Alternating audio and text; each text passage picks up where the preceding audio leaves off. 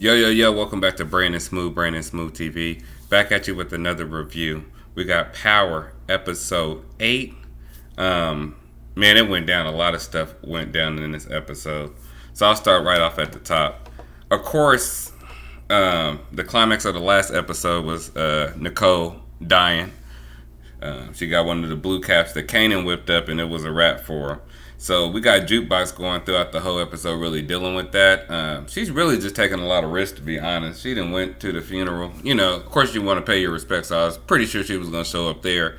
Family kicked her out, and then she goes inside of the room, but she gets the tape that Nicole left, and she gets the letter.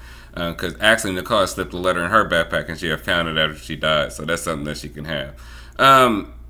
With their relationship, I think this is going to change Jukebox and make her colder. It's going to push her back to her boosting days and going that route. Even though in next episodes we do see her talking to the cop who's trying to befriend her. So we'll see how that goes. Next, Rock puts in work. Rock put in work for real. We all know that the Latino lady's husband at the store that they at was beating on her, so she causes a fake fight, runs out, Rock's in the garage, kills him right on the spot. So for everybody that was questioning if Rock really put in work as a real gangster, she's been doing it. She shot that lady and went on to a meeting later on in the day like it was nothing. It was just breakfast for her. So I think that's going to solidify her, of course, with her big cousin who's the plug. And we do get into that later on in the episode. Now, basically, Marvin, Lulu, and Rock, they all have a big meeting. And they looking at it because they like, look, everything is drying up. If we don't get a plug soon, we might as well quit because we're taking chances we don't really need to take. And Lulu, he's actually, his mind is on the business, but he's looking ahead. He's looking forward. He's trying to get into this music business. And this is really Lulu's episode because, number one, he did go in on some Suge Knight shit and basically was like, look, half of the label is mine right now. This is my lawyer. He hit him with the Godfather line. Either your brains or your signature is going to be on the contract. Basically, that's what he said on some real Luca Brasi type shit. So Lulu was the real G out of this whole series. Shout out to Lulu.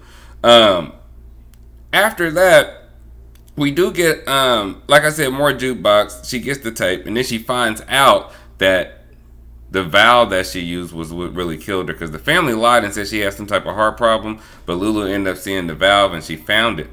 When she went to her room, broke into the house, and found out that the drugs Kanan whipped up killed her. So you're kind of anxious to see how they're going to handle that later on in the episode, but they definitely do. Now, your boy Unique is pissed. We know last episode Lulu called him a pussy in his face, called the other dude a pussy, said they wasn't shit. And he's ready to go to war. He done called his guys up north. He done brought down the hit squad, and they're about to attack somebody. And he tells his crew, look, I want it to be personal.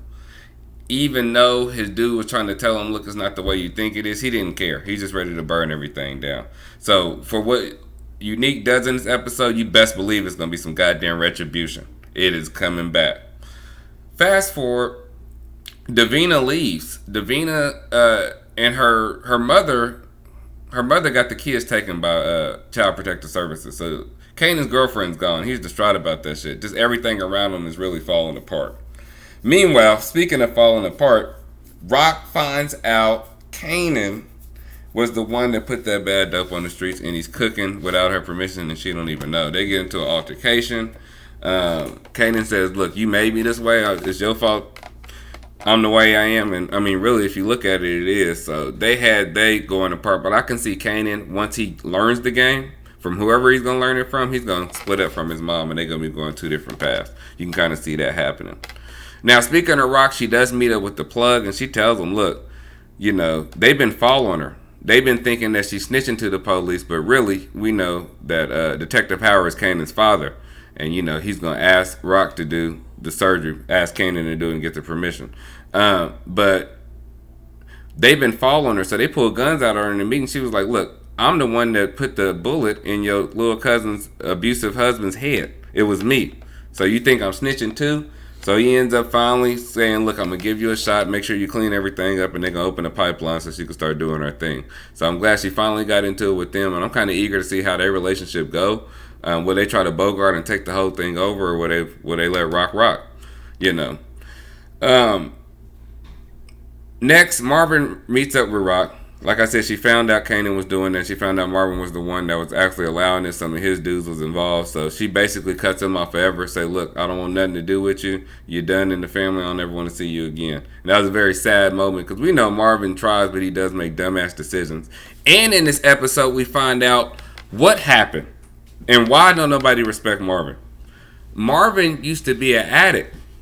And he was selling drugs and trying to sell them and smoking them at the same time. So that was something major that happened. And that's why don't nobody respect Marvin. But it looked like he tried to clean his act up. You know, even the white girl earlier in the series tried to offer him some shit. He was like, no, I'm good.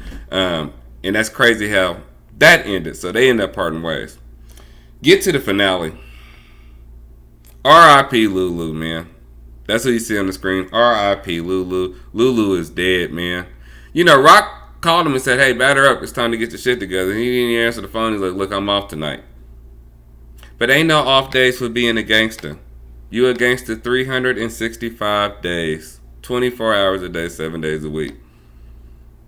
You better try to fly out to an island or something to not be a gangster for a couple of days, unbeknownst to everybody.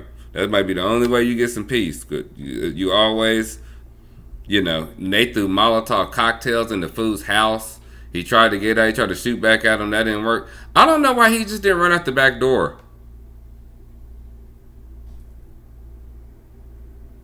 That always baffled me. Why didn't he just run out the back door? I would have just grabbed my gun, grabbed my keys, grabbed my jacket, and just ran out the back door. Because them dudes didn't even end up coming in. They lit the house up. They lit the house up and they burnt it down, but they didn't even come in. So, because Marvin actually was coming that way to take his work back to Lulu. You know, she said he was fired, so he had to turn his stuff in. And when he was on the way back, he sees them dudes outside and they start firing. Of course, Marvin, in his fashion, gonna crash into something like he do every time. And went in and found his brother dead, carried him out. Of course, in the little cutscene for the next episode, you see that they are in some type of morgue or a church. So Lulu's gone. So R.I.P. Lulu. I told y'all last episode people are about to die, and we lost Lulu, but that's cool. Marvin and Rock's relationship is gonna have to get stronger, and I can see her probably. I don't think she's gonna apologize to him, but she's gonna say, "Look, I need you now. This is your time to really shine." Lulu's dead. He was really the right hand. But now Marvin's going to have to prove himself. And I think also that's going to open up space for Kanan and other people to potentially be in the organization. So, hey, Raising Kanan's a good show. It's better so far to me than the Tariq's little show. But we'll see how that progresses because it may get better. So don't forget to like and subscribe. And I'll holler at you later. Peace.